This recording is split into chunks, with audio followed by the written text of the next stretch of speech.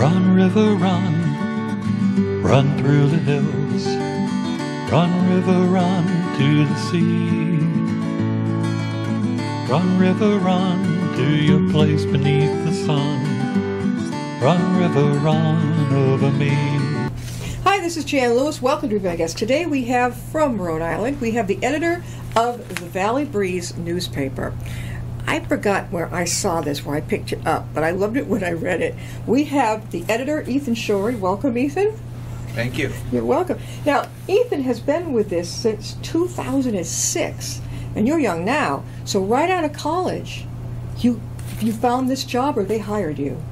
Yeah, they hired me. I actually had to apply a second time because my first application wasn't so great, so my mom helped me spruce it up a little bit. I applied again, got the job, and I've been there ever since. 15 years. 15 years.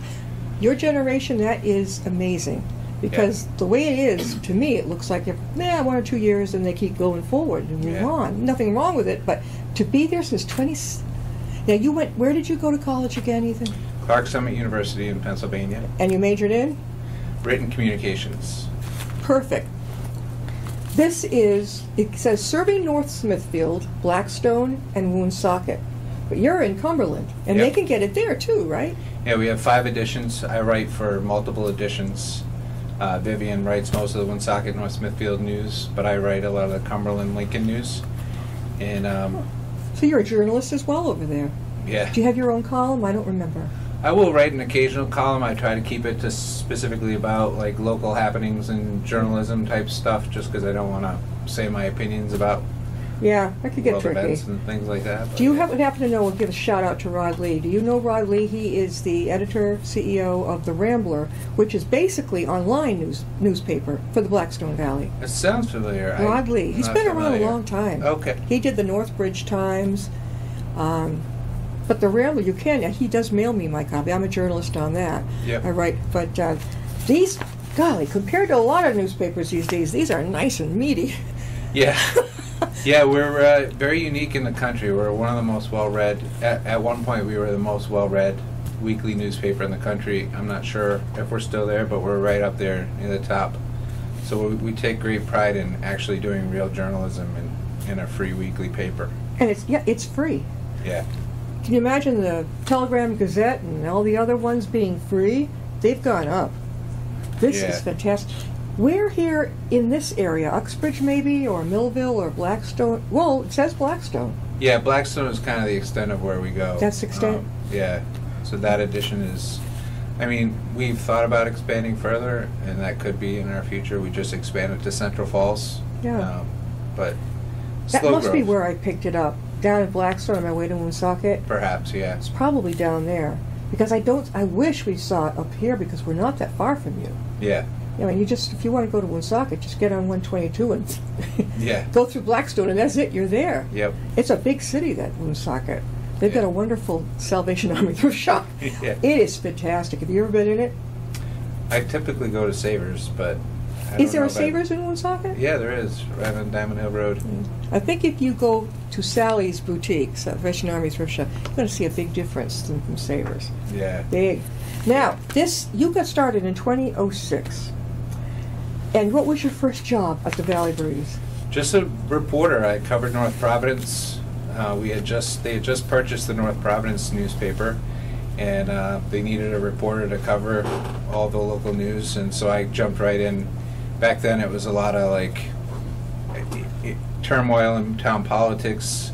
The 3 councilmen who were arrested for corruption were in power at the time, so there were some interesting dynamics there. And then in 2007 was when Charlie Lombardi became mayor there. Yeah. And so I was thrown right into the fire with a special election for mayor. And who was the mayor? Everyone loved him, but he ended up in the Slammer for a while. But he came back, and he was back on WPRO. CNC. CNC. Yeah. I loved him. And I think that was it. I mean, people went, oh, well, yes, he did very wrong. He went away, paid his dues, and came back. Next thing you know, I'm listening to WPRO. Yeah. And it's Buddy CNC. Only in Massachusetts, only in Rhode Island. Like, this is fantastic. And then he critiqued other people on their ethics, so that was interesting. Did you ever get to interview him? No, never did. Yeah. He would talk about my stories here and there. I would listen to them on the radio, but... The Pro Joe, that's the journal, right? Mm-hmm. So you walked in at a tender age, right out of college. Did you just do a walk-in, or did you answer their ad? I actually just applied. I didn't know whether there was a job available or not. I just applied. I was applying to a bunch of places. Online or in person? I mailed it. Yeah. And I ended up getting a call back on the second one. I asked my mom what I did wrong with my first one. She's like, well, the copies are kind of dark, and they probably weren't impressed with that, so she helped me make it look nicer, and I got a call on the second time, so. I bet she was surprised and you were surprised. Yeah. Did they want you in right away? Yeah, they did. They were really excited because my editor at the time was Marcia Green, and one of the first questions I answered was just why I wanted to be in it, and I said I wanted to do journalism since I was about 11 years old, and she was really excited about that. And I had grown up reading the Sun Chronicle, and kind of saw the impact a local newspaper can have, local news coverage in terms of keeping government accountable, just telling people about what's going on around them. And so she was really excited about that answer. So she was like, let's hire this guy. And so then from there I just kind of grew. I really had no idea what I was doing at first, but that's quite a growing. That's yeah. We're talking with Ethan Shorey, and he's the editor of the Valley Breeze, a great newspaper. You can go on down to Blackstone till you can get it, but it basically covers Rhode Island, you think, mostly? Mostly Rhode Island, Blackstone. It's online at valleybreeze.com too. Oh, they can read it there too. Yeah. It's free, guys. I mean, this is, compared to the newspapers I get on Sunday, that's almost $8 for the TNG and the Metro West. That's a lot, yeah. Who would have dreamed of? My father would have avid newspapers if he ever heard how far. Yeah. Now this is for how it's all the advertising that you get, right? Is it hard to get?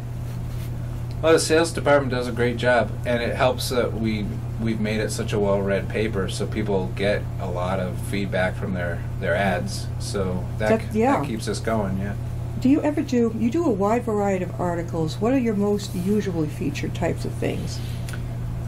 I love the town issue that directly impacts somebody. So say we see an issue come up at a meeting, rather than always just reporting what happened at the meeting, talking to that resident, going to their house, seeing how the flooding is impacting them directly. You'll see one of those type of stories right on the cover there. Yeah. But just really the local water issues. Is the drinking water safe? And then just, I love the inner workings of politics. Yeah. But we do a lot of, we were founded on kind of good news, and so we've never left that in terms of just like the good local features. You knew since you were 11 that this is what you wanted to do, to write. Yeah. Did you ever write a book? I never wrote a book. I wrote a lot in high school for the high school newspaper, and I've always wanted to write a book, maybe eventually. Well, how many journalists do you have, Ethan, in here? Right, reporters. We have about 5, and then there's some copy editors, and so yeah, I have 4 reporters myself who do the bulk of the reporting. This is big, guys. This has been all Scholastic Sports Awards. Awesome. First page. Now, what is the WHCD unveiling specifics on the $500 million?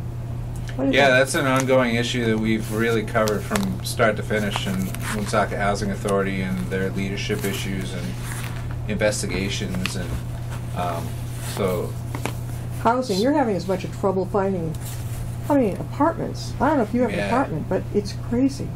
My wife and I own a house. Fortunately, we purchased it kind of at the height of the crisis in '08, so the houses were really cheap.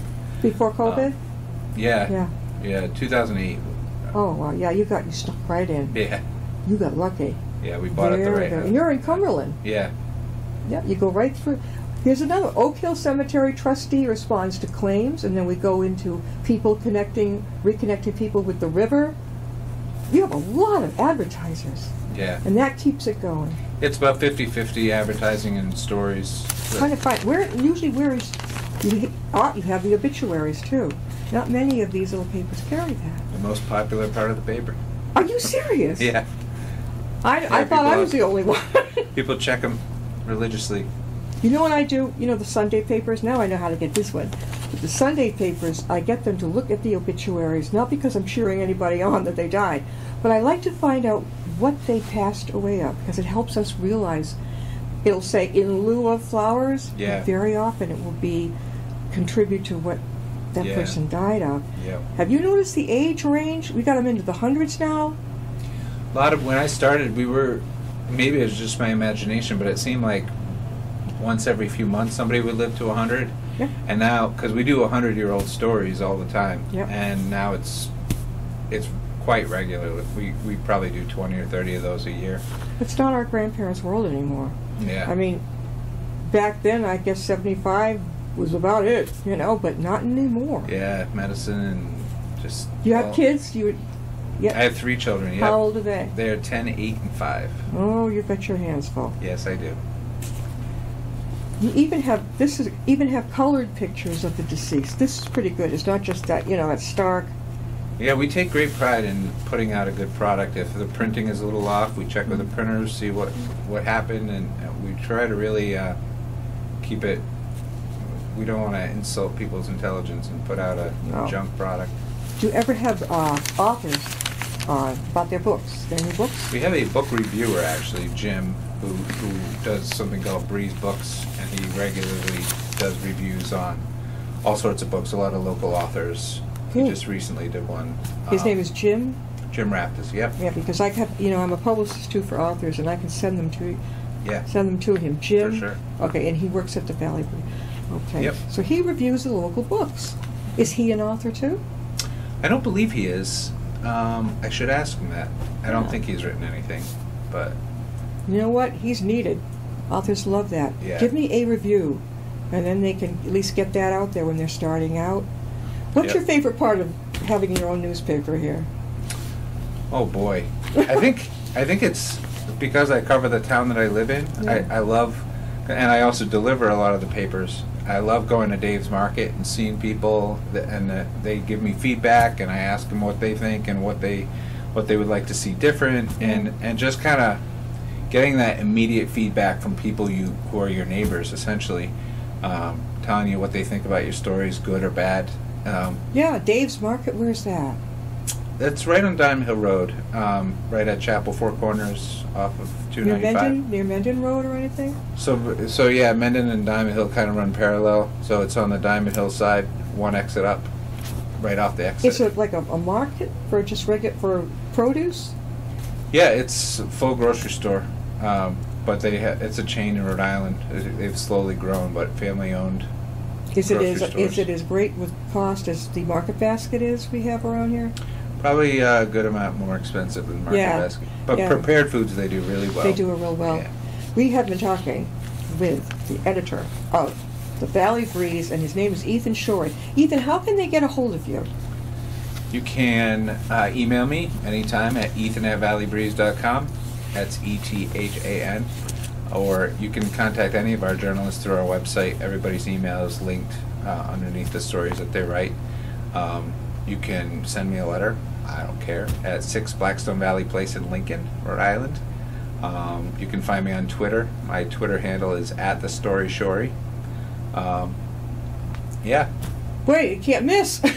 You're not a moving There are a few target. other ways too, but it's probably enough, right? If somebody has an idea, Ethan, for a scoop and would like to run it by you, they can contact you, right? Yeah.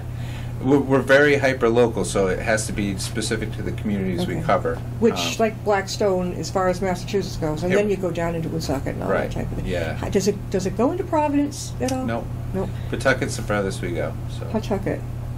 Oh, it does go to Pawtucket. Yeah. Oh, that's great. And North Smithfield is so near us here. We're in Upton, but Uxbridge and North Smithfield are like kissing cousins. Right. It's easy to get over there, too. And then you came up from 146 and you got off at Uxbridge. Yep. I guess there's a lot of back roads I don't know about that you can squash down there. Yeah, I'm learning about them over time. You have to. Yeah. I'm looking at the sports section. Who does the sports coverage? Do you get to have that fun? I do not. It would be a little too much for me, but so Eric is the sports editor, and he did the whole Scholastic section this week. It's something we started in December. We did our first one, and we're going to do it for each sports season where it's kind of a good athlete, but also good civically, good with their grades, kind of honoring the kids that might not get all the praise. So we take nominations from the different schools, and then he does a feature on each of those students. So it's been very well received. He handed me like the most recent one, and then some other ones. I am looking. This is. Oh, wait a minute now. Oh, here we go. All right. I guess who is doing this wonderful photography? I took that photo. You did. Let's see. Wow, guy's multi-talented here. Let me get this thing off of here. I don't know what the serve pro is, but yeah, people don't like that very much, but it helps pay the bills. All right. Yes, I hear you.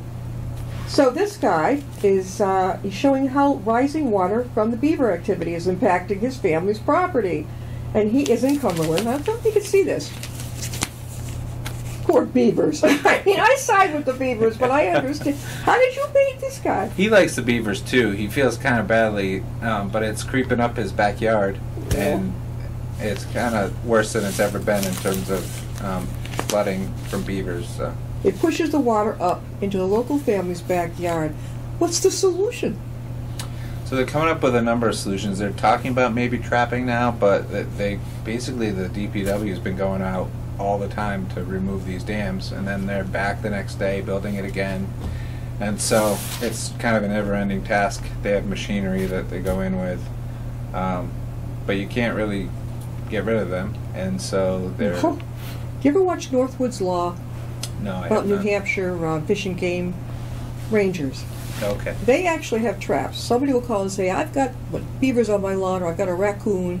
They will go up there, trap it, and then relocate it, going miles out of... There's plenty of woods up in New Hampshire. Yeah. That would be a great solution, wouldn't it, if you could get those beavers? It would be. It tends to be very expensive, and trying to find places for them. Yeah. I think they're talking more about the kind where they actually get rid of the beavers at this point.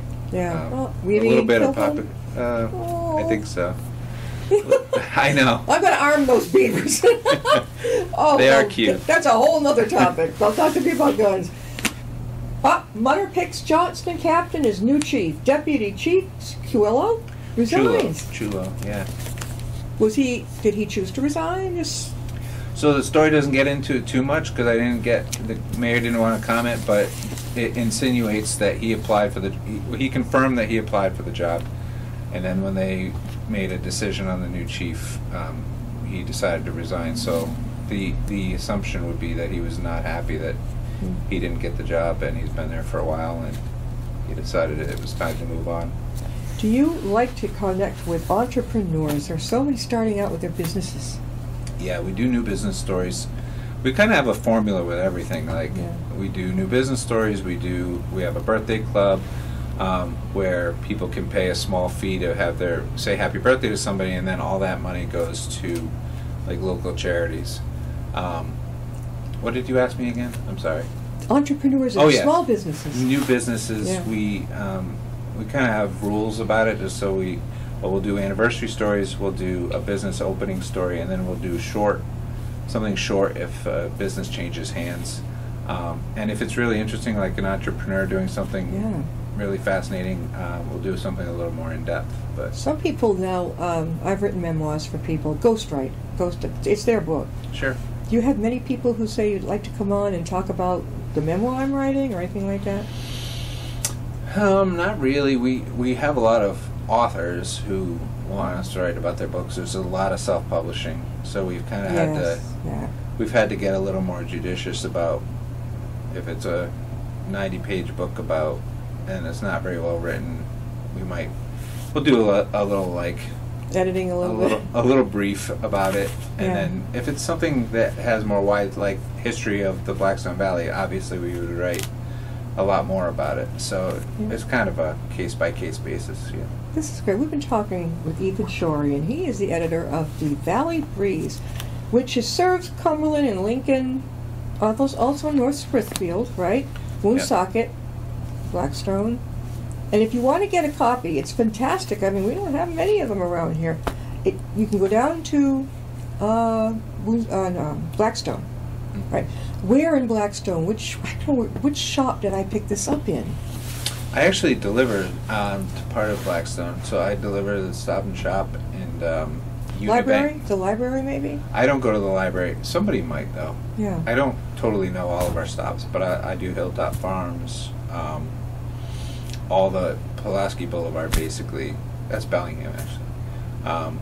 That might be where I picked it up at Market Basket in Bellingham. Yeah. Maybe. Yeah, I'm not sure. You mentioned the Sun Chronicle. Yeah. Now that, my parents lived in Foxborough. That also covered that area, didn't it? Sun Chronicle, I think it was mostly limited to Massachusetts. I don't think it ever... All right. That would explain it. Yeah. Because I know you'd mentioned it. There's Attleboro, North Attleboro, Mansfield, Foxborough. You said you used to read it a lot. Yeah. Yeah, I grew up in North Attleboro, lived with my grandparents for a long time, and my grandfather was in newspapers for more than 50 years, and he was kind of the guy who got me inspired. He was a pressman. Yeah. So he'd go out late at night and do all the printing with his lead-stained coat. But he had the subscription to the Sun Chronicle, and we would talk about the stories all the time. Yeah. So he was really, a lot of my inspiration for even knowing what a newspaper was. And You knew kind of so early in life. yeah. So by the time, when you applied to colleges, what was it, your junior? I think that was my junior year and senior year. You yeah, already it was knew what probably you late wanted. junior. Well, how many colleges did you apply to? I didn't actually apply to that many, 3 or 4. That's about what I did. Yeah. Yeah, and I got the one I wanted. Yeah. I was surprised. I mean, if I had it to do over again, Ethan, I love Plymouth State up in New Hampshire, the White Mountains. But it would have been much better for me, personally, to be closer to home. Because I Yeah. knew no one, and I was miles from where I grew Sure, up in yeah. Massachusetts. It did not work the greatest. I mean, I hung it out for about 2 years. Mm-hmm. But I just felt like I wasn't going anywhere. Yeah. And I think I should have selected Westfield State, which would have been closer to Springfield and Wilbraham. Can't do that over again, but everyone was going to go to the state colleges and they were going to major in this and that. Yep. Once you got there, like a lot of us found out, no, I don't want to major in that. I like this. Yeah. Switched.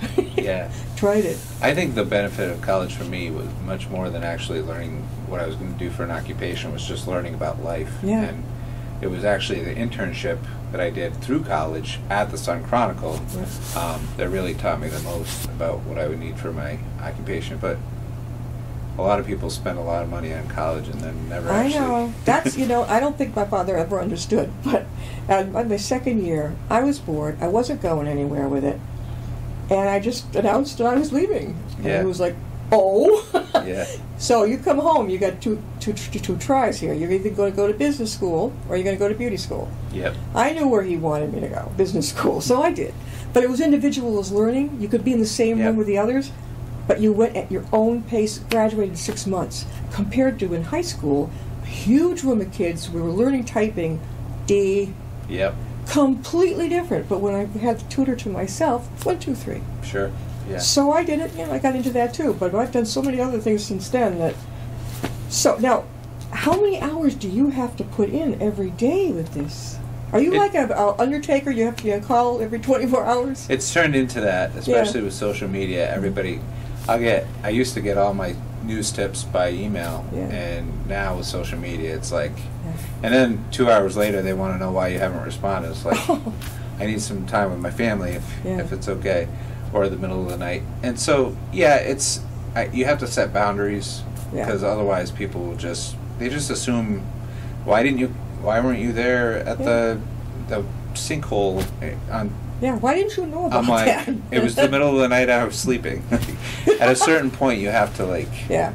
You have to shut it off, maybe the phone, yeah. Nope. And maybe you'll miss something, but you also have to have a life and take care of your family. God. Who does the distribution for you of this? Who gets it to the places? So I'm one of the drivers, Yeah. and I deliver mostly to Woonsocket and in Bellingham.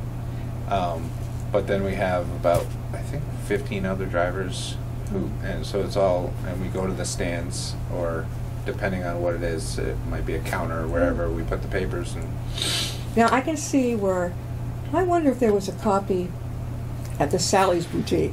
Oh, okay. I'm wondering if that's where I picked it up. That sounds familiar. I think that's one of our stops. Yeah, because I just went, because it's so juicy and so fat. It's got so much stuff in it. We've been talking with Ethan Shorey. He's the editor of the Valley Breeze. Covers mostly Rhode Island. It's not really basically from Massachusetts, but it's Blackstone. Mm-hmm. Fair enough. Again, how can they contact you, Ethan? Yeah, again, ethan@valleybreeze.com is my email. My address is 6 Blackstone Valley Place in Lincoln. That's where our offices are.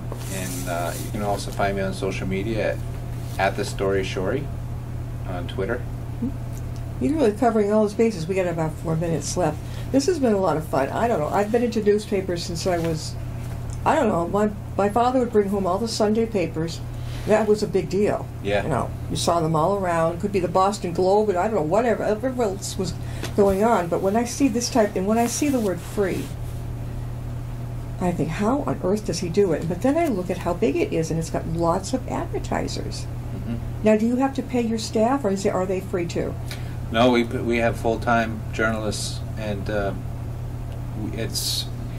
it's unusual in that way, because you won't find, you'll see a lot of those little newspapers with like filler stuff that they get in their email. And yeah, I get that on Sunday too. you have to pay people if you want a quality product, and so yeah, we have seasoned journalists doing the work, and so that's good. Each one has their own beat, and they kind of know their communities. So. Do you have room for anybody else who's watching in Rhode Island who might like to come on board?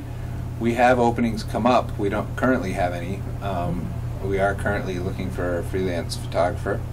And there's occasional things that come up. I would love to hire another kind of a feature columnist eventually.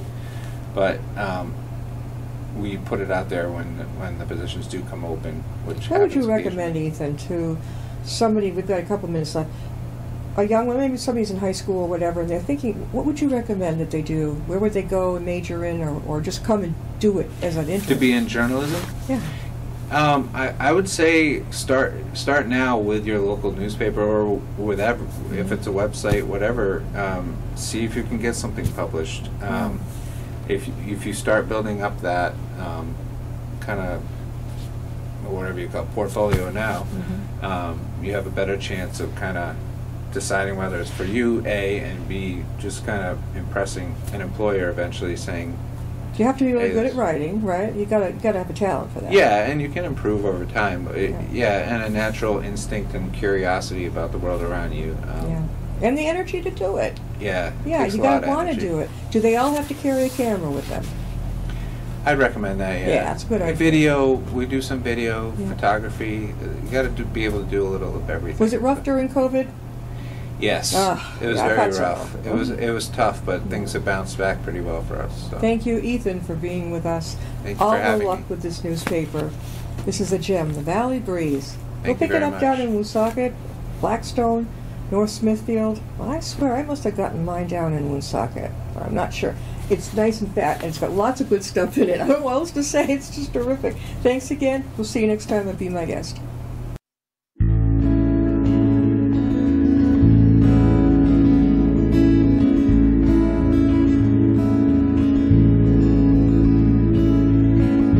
Riding on a shooting star, heading out toward a dream. Tomorrow's even closer than it seems.